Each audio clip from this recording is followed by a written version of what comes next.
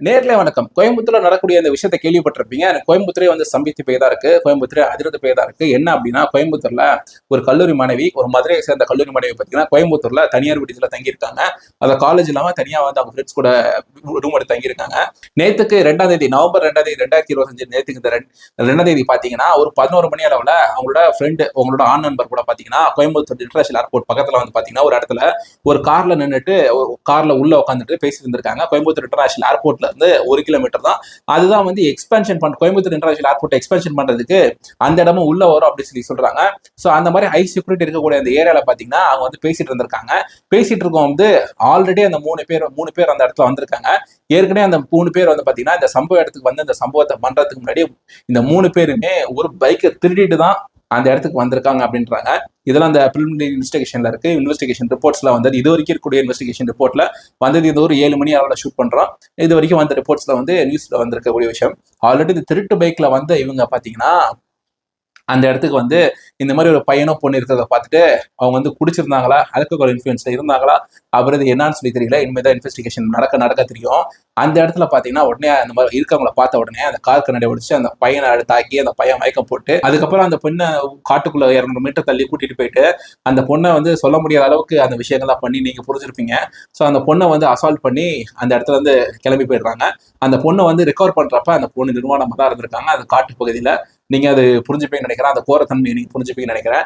அதுக்கப்புறம் அந்த பையனுக்கு 3 மணியில நினைவு வந்து 3:30 மணி அளவுல நினைவு வந்து அந்த பையன் 100க்கு கால் பண்ணி காவல்துறைக்கு அந்த விஷயத்த சொல்ல காவல்துறை அந்த இடத்துக்கு வந்து அந்த பையனை ரெக்கவர் பண்ணி அந்த பையனை வந்து ரெக்கவர் பண்ணி ஹாஸ்பிட்டல் கூட்டி அட்மிட் பண்ணி அந்த பொண்ணையும் கூட்டிட்டு போய் ஹாஸ்பிட்டல் அட்மிட் பண்ணி அந்த விசாரணை அப்படின்னு சொல்லிட்டு இந்த விஷயம் போயிட்டு இருக்கு. இந்த விஷயம் இன்னைக்கு நேத்துக்கு நடந்தது புது விஷயமா அப்படின்னு சொல்லி கேட்டீங்க அப்படின்னா இந்த அண்ணா யூனிவர்சிட்டியில இதே மாதிரி தான் ஒரு பையனும் ஒரு பொண்ணு வந்து பேசிட்டு இருந்தாங்க. அந்த காலேஜ் காம்பவுண்டுக்குள்ள எகிரி குதிச்சு ஒருத்தர் வந்து இந்த விஷயத்த வந்து ரெக்கார்ட் பண்ணி அந்த பொண்ணு வந்து அசால்ட் பண்ணிட்டு போனா எல்லாம் பார்த்திருந்தோம். அது மட்டுமா அப்படின்னு சொல்லி கேட்டீங்கன்னா பாதுகாப்பு கொடுக்கக்கூடிய காவல்துறை பாதுகாப்பு கொடுக்குற அப்படின்னு சொல்லிட்டு திருவண்ணாமலையில இருந்து ஒரு லாரியில வந்திருந்தாங்க. ஒரு ஒரு அம்மா ஒரு பொண்ணு அவங்களோட அண்ணனோட தம்பி சொல்லி நினைக்கிறேன். அவங்க வந்து ஒரு லாரி டிரைவர். இந்த மாதிரி ஊருக்கு உள்ள வந்து லாரியை கூட்டிட்டு போயிட்டாங்க.